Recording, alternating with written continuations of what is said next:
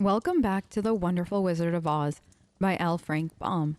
Today we'll be reading chapters 5 through 8. If you missed the previous installment, you'll find it linked in the description along with the full series playlist to enjoy at your own pace. And if you're following along, the exact version of the book that I'm reading is linked there as well. I hope you enjoy hearing about the next part of Dorothy's adventure. Chapter 5, The Rescue of the Tin Woodman. When Dorothy awoke, the sun was shining through the trees, and Toto had long been out chasing birds around him and squirrels. She sat up and looked around her. There was the Scarecrow, still standing patiently in his corner, waiting for her. "We must go and search for water," she said to him. "Why do you want water?" he asked. "To wash my face clean after the dust of the road, and to drink, so the dry bread will not stick in my throat." "It must be inconvenient to be made of flesh," said the Scarecrow thoughtfully, "for you must sleep and eat and drink. However, you have brains, and it is worth a lot of bother to be able to think properly." They left the cottage and walked through the trees until they found a little spring of clear water, where Dorothy drank and bathed and ate her breakfast. She saw there was not much bread left in the basket, and the girl was thankful the Scarecrow did not have to eat anything, for there was scarcely enough for herself and Toto for the day. When she had finished her meal and was about to go back to the road of yellow brick, she was startled to hear a deep groan nearby. "What was that?" she asked timidly. "I cannot imagine," replied the Scarecrow, "but we can go and see." Just then another groan reached their ears, and the sound seemed to come from behind them. They turned and walked through the forest a few steps, when Dorothy discovered something shining in a ray of sunshine that fell between the trees. She ran to the place and then stopped short with a little cry of surprise. One of the big trees had been partially chopped through, and standing beside it, with an uplifted axe in his hand, was a man made entirely of tin. His head and arms and legs were jointed upon his body, but he stood perfectly motionless, as if he could not stir at all. Dorothy looked at him in amazement, and so did the Scarecrow, while Toto barked sharply and made a snap at the tin legs, which hurt his teeth. "Did you groan?" asked Dorothy. "Yes," answered the Tin Man. "I did. I've been groaning for more than a year, and no one has ever heard me before or come by to help me." "What can I do for you?" she inquired softly, for she was moved by the sad voice in which the man spoke.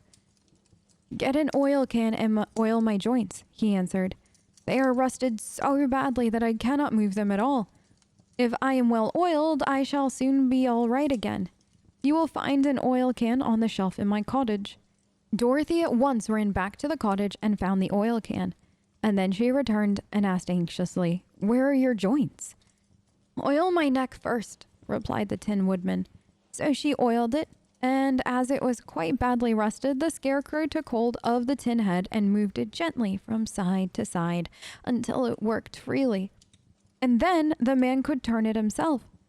"Now oil the joints in my arms," he said, and Dorothy oiled them, and the Scarecrow bent them carefully until they were quite free from rust and as good as new.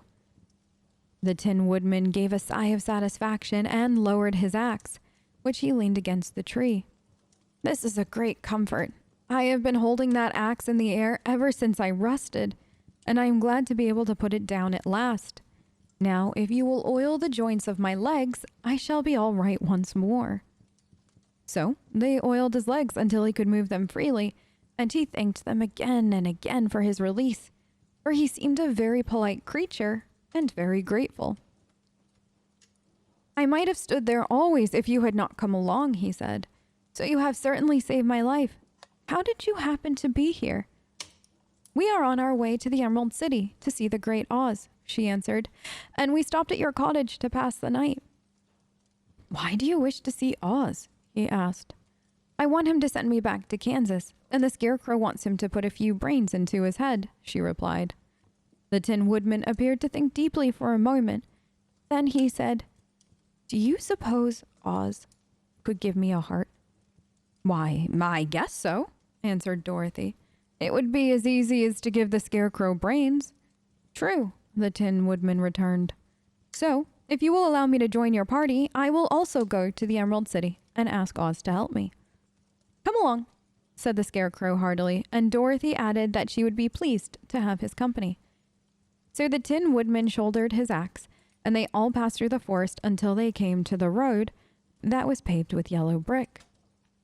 The Tin Woodman had asked Dorothy to put the oil can in her basket, for, he said, if I should get caught in the rain and rust again, I would need the oil can badly. It was a bit of good luck to have their new comrade join the party, for soon after they had begun their journey again, they came to a place where the trees and branches grew so thick over the road that the travelers could not pass. But the Tin Woodman set to work with his axe and chopped so well that soon he cleared a passage for the entire party. Dorothy was thinking so earnestly as they walked along that she did not notice when the Scarecrow stumbled into a hole and rolled over to the side of the road. Indeed, he was obliged to call to her to help him up again. "Why didn't you walk around the hole?" asked the Tin Woodman. "I don't know enough," replied the Scarecrow cheerfully.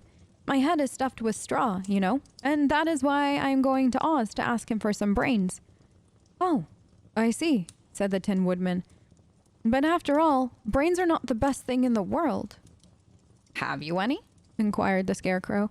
"No, my head is quite empty," answered the Woodman. "But I once had brains, and a heart also, so, having tried them both, I would much rather have a heart." "And why is that?" asked the Scarecrow. "I will tell you my story, and then you will know." So while they were walking through the forest, the Tin Woodman told the following story. "I was born the son of a woodman who chopped down trees in the forest and sold the wood for a living. When I grew up, I too became a wood chopper, and after my father died, I took care of my old mother as long as she lived. Then I made up my mind that instead of living alone, I would marry, so I thought I might not become lonely. There was one of the Munchkin girls who was so beautiful that I soon grew to love her with all my heart. She, on her part, promised to marry me as soon as I could earn enough money to build a better house for her, so I set to work harder than ever. But the girl lived with an old woman who did not want her to marry anyone, for she was so lazy she wished the girl to remain with her and do the cooking and the housework. So the old woman went to the Wicked Witch of the East and promised her 2 sheep and a cow if she would prevent the marriage. Thereupon, the Wicked Witch enchanted my axe, and when I was chopping away at my best one day, for I was anxious to get the new house and my wife as soon as possible, the axe slipped all at once and cut off my leg. This at first seemed like a great misfortune, for I knew a one-legged man could not do very well as a wood chopper.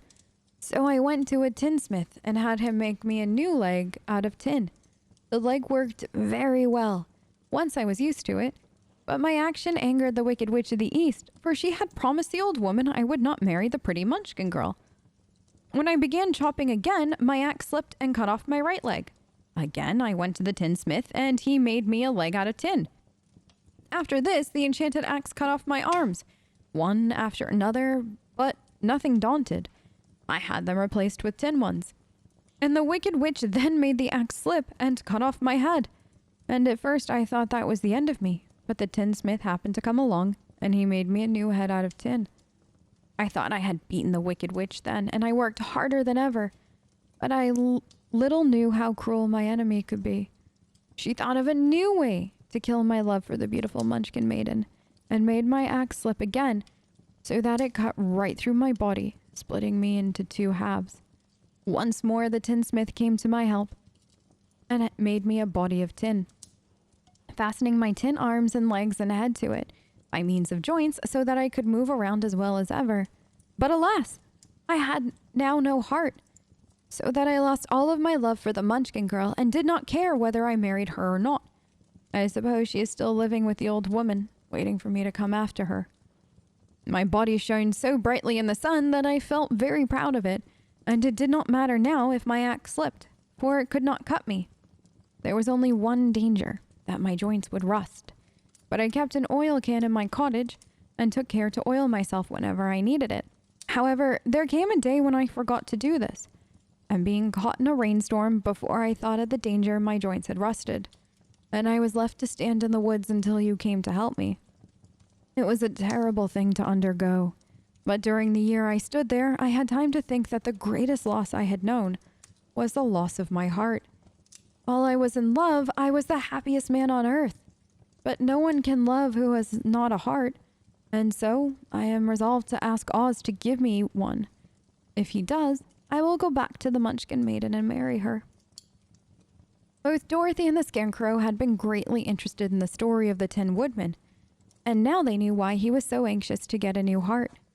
"All the same," said the Scarecrow, "I shall ask for brains instead of a heart, for a fool would not know what to do with a heart if he had one." "I shall take the heart," returned the Tin Woodman, "for brains do not make one happy, and happiness is the best thing in the world." Dorothy did not say anything, for she was puzzled to know which of her two friends was right, and she decided if she could only get back to Kansas and Aunt Em, it did not matter so much whether the Woodman had no brains and the Scarecrow no heart, for each got what he wanted. What worried her most was that the bread was nearly gone, and another meal for herself and Toto would empty the basket. To be sure, neither the Woodman nor the Scarecrow ever ate anything, but she was not made of tin nor straw, and could not live unless she was fed. Chapter 6. The Cowardly Lion. All this time, Dorothy and her companions had been walking through the thick woods. The road was still paved with yellow brick, but these were much covered by dried branches and dead leaves from the trees, and the walking was not good at all. There were a few birds in this part of the forest, for birds love the open country, where there is plenty of sunshine. But now and then there came a deep growl from some wild animal hidden among the trees. These sounds made the little girl's heart beat fast, for she did not know what made them, but Toto knew, and he walked close to Dorothy's side and did not even bark in return. "How long will it be," the child asked of the Tin Woodman, "before we are out of the forest?" "I cannot tell," was the answer, "for I have never been to the Emerald City, but my father went there once when I was a boy, and he said it was a long journey through a dangerous country. Although nearer to the city where Oz dwells, the country is beautiful. But I am not afraid so long as I have my oil can, and nothing can hurt the Scarecrow, while you bear upon your forehead the mark of the Good Witch's kiss, and that will protect you from harm." "But Toto," said the girl anxiously, "what will protect him?" "We must protect him ourselves, if he is in danger," replied the Tin Woodman. Just as he spoke, there came from the forest a terrible roar, and the next moment a great lion bounded into the road. With one blow of his paw, he sent the Scarecrow spinning over and over to the edge of the road, and then he struck at the Tin Woodman with his sharp claws. But, to the lion's surprise, he could make no impression on the tin, although the Woodman fell over in the road and lay still. Little Toto, now that he had an enemy to face, ran barking towards the lion, and the great beast had opened his mouth to bite the dog, when Dorothy, fearing Toto would be killed and heedless of danger, rushed forward and slapped the lion upon his nose as hard as she could, while she cried out, "Don't you dare to bite Toto! You ought to be ashamed of yourself, a big beast like you, to bite a poor little dog!" "I didn't bite him," said the lion as he rubbed his nose with his paw where Dorothy had hit it. "No, but you tried to," she retorted. "You are nothing but a big coward." "I know it," said the lion, hanging his head in shame. "I've always known it. But how can I help it? I don't know, I'm sure. To think of your striking a stuffed man like the poor Scarecrow." "Is he stuffed?" asked the lion in surprise, as he watched her pick up the Scarecrow and set him upon his feet, while she patted him into shape again. "Of course he's stuffed," replied Dorothy, who was still angry. "That's why he went over so easily," remarked the lion. "It astonished me to see him whirl around so. Is the other one stuffed also?" "No," said Dorothy. "He's made of tin," and she helped the Woodman up again. "That's why he nearly blunted my claws," said the lion. "When they scratched against the tin, it made a cold shiver run down my back." "What is that little animal you are so tender of?" "He is my dog, Toto," answered Dorothy. "Is he made of tin or stuffed?" asked the lion. "Neither. He's a meat dog," said the girl. "Oh, he's a curious animal and seems remarkably small. Now that I look at him, no one would think of biting such a little thing except a coward like me," continued the lion sadly. "What makes you a coward?" asked Dorothy, looking at the great beast in wonder. "Or he was as big as a small horse." "It's a mystery," replied the lion. "I suppose I was born that way. All the other animals in the forest naturally expect me to be brave, for the lion is everywhere thought to be the king of the beasts. I learned that if I roared very loudly, every living thing was frightened and got out of my way. Whenever I met a man, I've been awfully scared, but I just roared at him, and he has always run away as fast as he could go. If the elephants and tigers and the bears had ever tried to fight me, I should have run myself. I'm such a coward. But just as soon as they hear me roar, they all try to get away from me, and of course, I let them go." "But that isn't right. The king of the beasts shouldn't be a coward," said the Scarecrow. "I know it," returned the lion, wiping a tear from his eye with the tip of his tail. "It is my great sorrow and makes my life very unhappy. But whenever there is danger, my heart begins to beat fast." "Perhaps you have a heart disease," said the Tin Woodman. "It may be," said the lion. "If you have," continued the Tin Woodman, "you ought to be glad, for it proves you have a heart. For my part, I have no heart, so I cannot have a heart disease." "Perhaps," said the lion thoughtfully, "if I had no heart, I should not be a coward." "Have you brains?" asked the Scarecrow. "I hope so. I've never looked to see," replied the lion. "I'm going to the Great Oz to ask him to give me some," remarked the Scarecrow, "for my head is stuffed with straw." "And I am going to ask him to give me a heart," said the Woodman. "And I am going to ask him to send Toto and me back to Kansas," added Dorothy. "Do you think Oz could give me courage?" asked the Cowardly Lion. "Just as easily as he could give me brains," said the Scarecrow. "Or give me a heart," said the Tin Woodman. "Or send me back to Kansas," said Dorothy. "Then, if you don't mind, I'll go with you," said the lion, "for my life is simply unbearable without a bit of courage." "You will be very welcome," answered Dorothy, "for you will help to keep away the other wild beasts. It seems to me they must be more cowardly than you are if they allow you to scare them so easily." "They really are," said the lion, "but that does not make me any braver, and as long as I know myself to be a coward, I shall be unhappy." So once more the little company set off upon the journey, the lion walking with stately strides at Dorothy's side. Toto did not approve of his new comrade at first, for he could not forget how nearly he had been crushed between the lion's great jaws.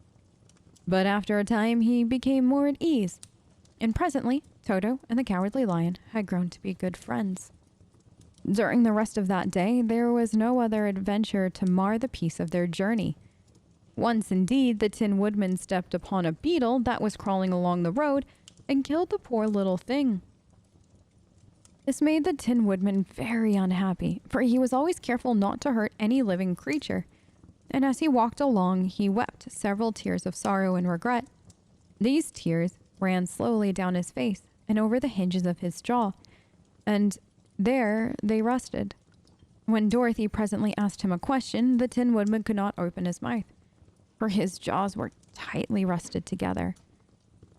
He became greatly frightened at this and made many motions to Dorothy to relieve him, but she could not understand. The lion was also puzzled to know what was wrong, but the Scarecrow seized the oil can from Dorothy's basket and oiled the Woodman's jaw, so that after a few moments he could talk as well as before. "This will serve me a lesson," said he, "to look where I step, or if I should kill another bug or beetle, I should surely cry again, and crying rusts my jaws so that I cannot speak." Thereafter he walked very carefully, with his eyes on the road, and when he saw a tiny ant tolling by, he would step over it, so as not to harm it. The Tin Woodman knew very well he had no heart, and therefore he took great care never to be cruel or unkind to anything. "You people with hearts," he said, "have something to guide you, and need never do wrong. But I have no heart, and so I must be very careful. When Oz gives me a heart, of course, I needn't mind so much." Chapter 7. The Journey to the Great Oz.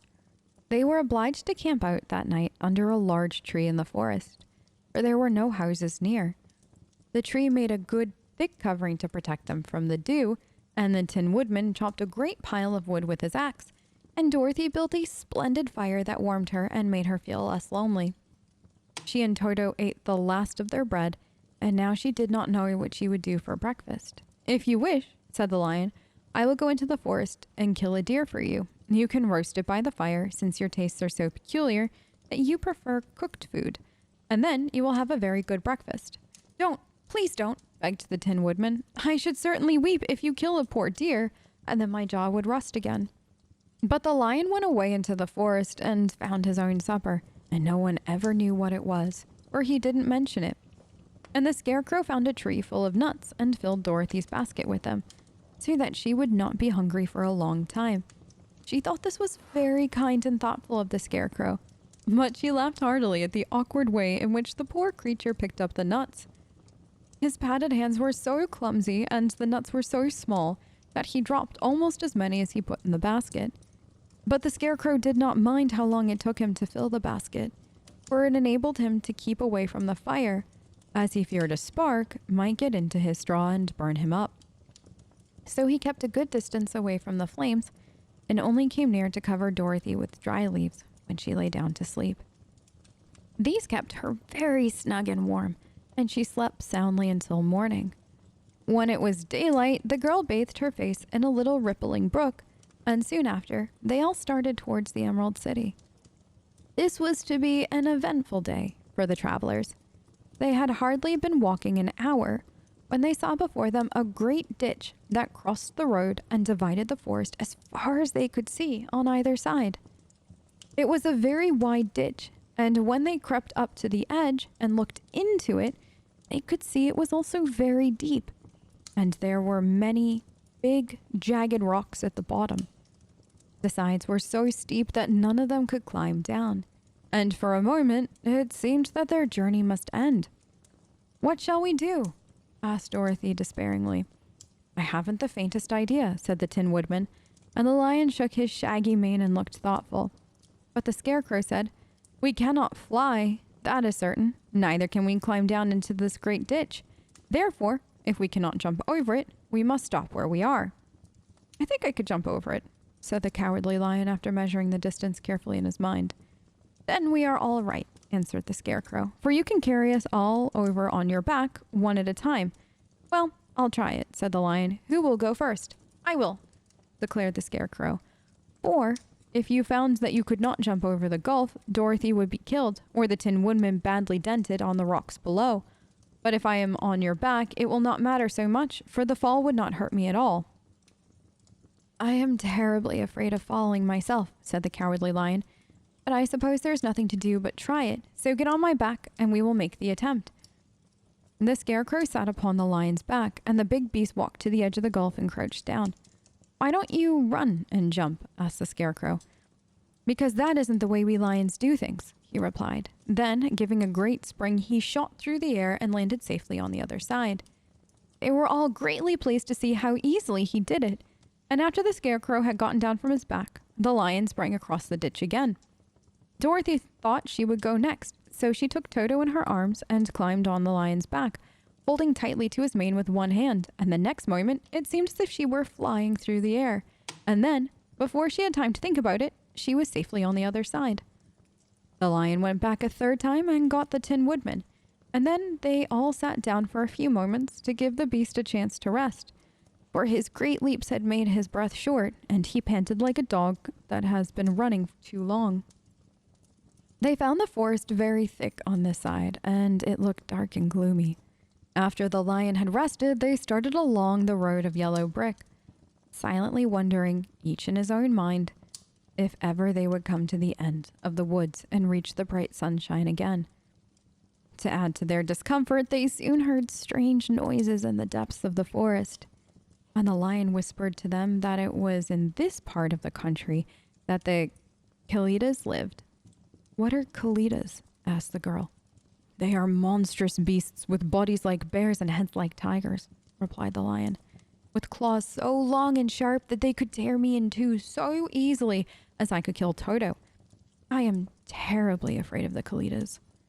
"I am not surprised that you are," returned Dorothy. "They must be dreadful beasts." The lion was about to reply when suddenly they came to another gulf across the road. but this one was so broad and deep that the lion knew at once he could not leap across it. They sat down to consider what they should do, and after serious thought, the Scarecrow said, "Here is a giant tree standing close to the ditch. If the Tin Woodman can chop it down so that it will fall to the other side, we can walk across it easily." "This is a first-rate idea," said the lion. "One would almost suspect you had brains in your head instead of straw." The woodman set to work at once, and so sharp was his axe that the tree was soon chopped nearly through. Then the lion put his strong front legs against the tree and pushed with all of his might, and slowly the big tree tipped and fell with a crash across the ditch, with its top branches on the other side. They had just started to cross this queer bridge when a sharp growl made them all look up, and to their horror, they saw running towards them two great beasts with bodies like bears and heads like tigers. "They are the Kalidas," said the Cowardly Lion, beginning to tremble. "Quick," cried the Scarecrow, "let us cross over." So Dorothy went first, holding Toto in her arms. The Tin Woodman followed, then the Scarecrow came next. The lion, although he was certainly afraid, turned to face the Kalidas, and then he gave them so loud and terrible a roar that Dorothy screamed and the Scarecrow fell over backward, while even the fierce beast stopped short and looked at him in surprise. But seeing they were bigger than the lion, and remembering that there were two of them, and only one of him, the Kalidas again rushed forward, and the lion crossed over the tree and turned to see what they would do next. Without stopping an instant, the fierce beast also began to cross the tree, and the lion said to Dorothy, "We are lost, for they will surely tear us to pieces with their sharp claws. But stand close behind me, and I will fight them as long as I am alive." "Wait a minute," called the Scarecrow.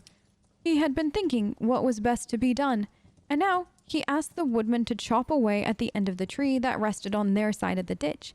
The Tin Woodman began to use his axe at once, and just as the two Kalidas were nearly across, the tree fell with a crash into the gulf, carrying the ugly, snarling brutes with it, and both were dashed to pieces on the sharp rocks at the bottom. "Well," said the Cowardly Lion, drawing a long breath of relief, "I see we are going to live a little while longer, and I am glad of it, for it must be a very uncomfortable thing to not be alive. Those creatures frightened me so badly that my heart is beating yet." "Ah," said the Tin Woodman sadly, "I wish I had a heart to beat." This adventure made the travelers more anxious than ever to get out of the forest, and they walked so fast that Dorothy became tired and had to ride on the lion's back. To their great joy, the trees became thinner the farther they advanced, and in the afternoon they suddenly came upon a broad river flowing swiftly just before them. On the other side of the water, they could see the road of yellow brick running through a beautiful country, with green meadows dotted with bright flowers, and all the road bordered with trees hanging full of delicious fruits. They were greatly pleased to see this delightful country before them. "How shall we cross the river?" asked Dorothy. "That is easily done," replied the Scarecrow. "The Tin Woodman must build us a raft so we can float to the other side." So the woodman took his axe and began to chop down small trees to make a raft. And while he was busy at this, the Scarecrow found on the riverbank a tree full of fine fruit. This pleased Dorothy, who had eaten nothing but nuts all day, and she made a hearty meal of the ripe fruit. But it takes time to make a raft, even when one is as industrious and untiring as the Tin Woodman. And when night came, the work was not done, so they found a cozy place under the trees, where they slept well until the morning. And Dorothy dreamed of the Emerald City, and of the good Wizard Oz, who would soon send her back to her home again. Chapter 8. The Deadly Poppy Field. Our little party of travelers awakened the next morning refreshed and full of hope, and Dorothy breakfasted like a princess off peaches and plums from the trees beside the river. Behind them was the dark forest they had passed safely through, although they had suffered many discouragements.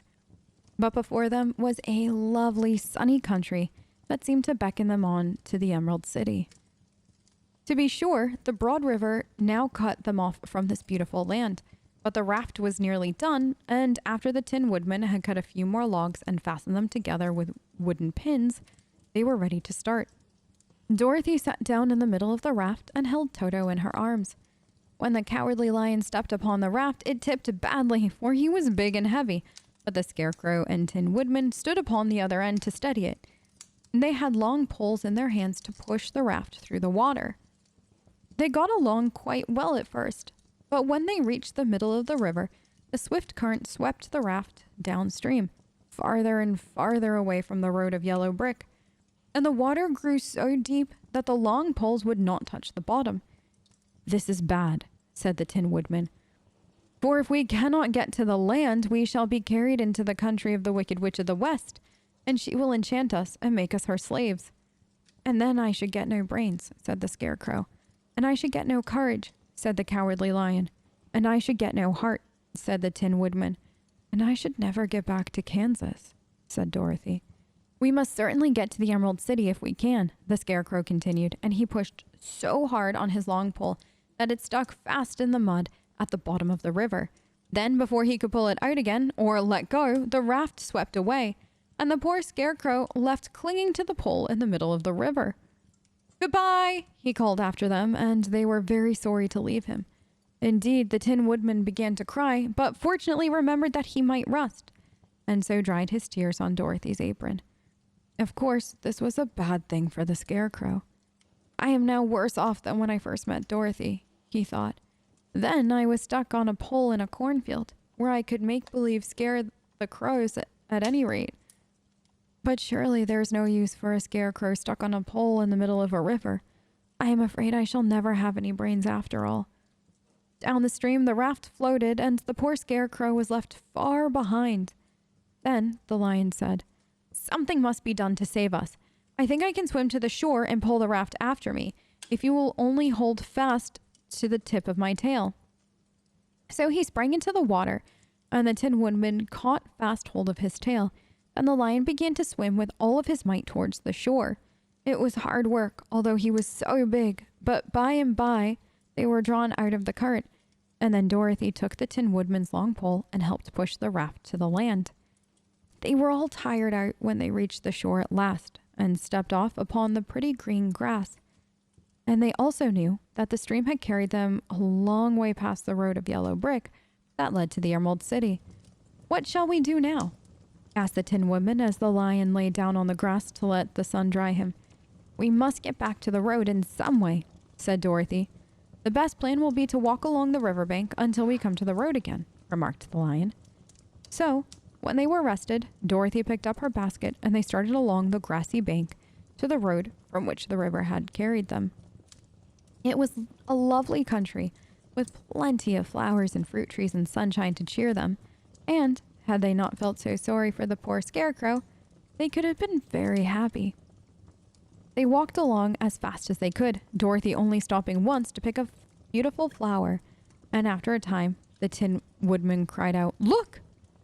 Then they all looked at the river and saw the Scarecrow perched upon his pole in the middle of the water, looking very lonely and sad. "What can we do to save him?" asked Dorothy. The Lion and Tin Woodman both shook their head, for they did not know. So they sat down upon the bank and gazed wistfully at the Scarecrow, until a stork flew by, who, upon seeing them, stopped to rest at the water's edge. "Who are you, and where are you going?" asked the stork. "I am Dorothy," answered the girl, "and these are my friends, the Tin Woodman and the Cowardly Lion, and we are going to the Emerald City." "This isn't the road," said the stork, as she twisted her long neck and looked sharply at the queer party. "I know it," returned Dorothy, "but we have lost the Scarecrow, and are now wondering how we shall get him again." "Where is he?" asked the stork. "Over there, in the river," answered the girl. "If he wasn't so big and heavy, I would get him for you," remarked the stork. "He isn't heavy a bit," said Dorothy eagerly, "for he is stuffed with straw, and if you will bring him back to us, we shall thank you ever and ever so much." "Well, I will try," said the stork, "but if I find he is too heavy to carry, I shall have to drop him in the river again." So the big bird flew into the air and over the water till she came to where the Scarecrow was perched upon his pole. Then the stork, with her great claws, grabbed the Scarecrow by the arm and carried him up into the air and back to the bank, where Dorothy and the Lion and the Tin Woodman and Toto were sitting. When the Scarecrow found himself among his friends again, he was so happy that he hugged them all, even the Lion and Toto, and as they walked along, he sang "Tol de re deo" at every step. He felt so gay. I was afraid I should have to stay in the river forever, he said. But the kind stork saved me. And if I ever get any brains, I shall find the stork again and do her some kindness in return. That's all right, said the stork, who was flying along beside them. I always like to help anyone in trouble, but I must go now, for my babies are waiting in the nest for me. I hope you will find the Emerald City, and that Oz will help you. Thank you, replied Dorothy, and then the kind stork flew into the air and was soon out of sight. They walked along, listening to the singing of the brightly colored birds and looking at the lovely flowers, which now became so thick that the ground was carpeted with them. They weren't big yellow and white and blue and purple blossoms. Besides great clusters of scarlet poppies, which were so brilliant in color, they almost dazzled Dorothy's eyes. Aren't they beautiful? The girl asked as she breathed in the spicy scent of the bright flowers. I suppose so, answered the Scarecrow. When I have brains, I shall probably like them better. If only I had a heart, I should love them, added the Tin Woodman. I always did like flowers, said the Lion. They seem so helpless and frail, but there are none in the forest so bright as these. They now came upon more and more of the big scarlet poppies, and fewer of the other flowers, and soon they found themselves in the midst of a great meadow of poppies. Now it is well known that when there are many of these flowers together, their odor is so powerful that anyone who breathes it in falls asleep. And if the sleeper is not carried away from the scent of the flowers, he sleeps on and on forever. But Dorothy did not know this, nor could she get away from the bright red flowers that were everywhere about. So presently, her eyes grew heavy, and she felt she must sit down to rest and to sleep. But the Tin Woodman would not let her do this. We must hurry and get back to the road of yellow brick before dark, he said. The Scarecrow agreed with him. So they kept walking until Dorothy could stand no longer. Her eyes closed in spite of herself, and she forgot where she was and fell among the poppies fast asleep. What shall we do? Asked the Tin Woodman.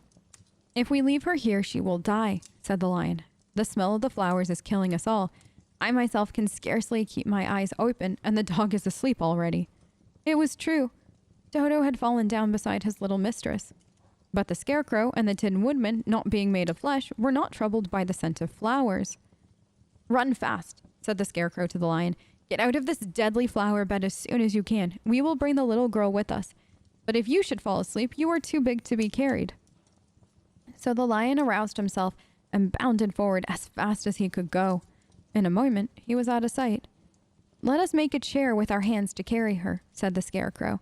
They picked up Toto and put the dog in Dorothy's lap. And then they made a chair with their hands for the seat and their arms for the arms, and carried the sleeping girl between them through the flowers. On and on they walked, and it seemed that the great carpet of deadly flowers that surrounded them would never end. They followed the bend of the river, and at last came upon their friend the Lion, lying fast asleep among the poppies.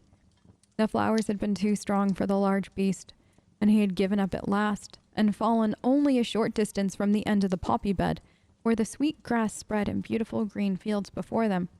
We can do nothing for him, said the Tin Woodman sadly, for he is much too heavy to lift. We must leave him here to sleep on forever, and perhaps he will dream that he has found courage at last. I am sorry, said the Scarecrow. The Lion was a very good comrade, for one so cowardly. But let us go on. They carried the sleeping girl to a pretty spot beside the river, far enough from the poppy field to prevent her breathing any more of the poison of the flowers. And here they laid her gently on the soft grass and waited for the fresh breeze to waken her. And that wraps up today's installment of The Wonderful Wizard of Oz. I hope you enjoyed meeting the Cowardly Lion and the Tin Woodman. If you're listening as a bedtime story, I wish you the sweetest of dreams tonight. And if you're tuning in during the day, may the rest of your day be wonderful. I'll see you soon for our next installment.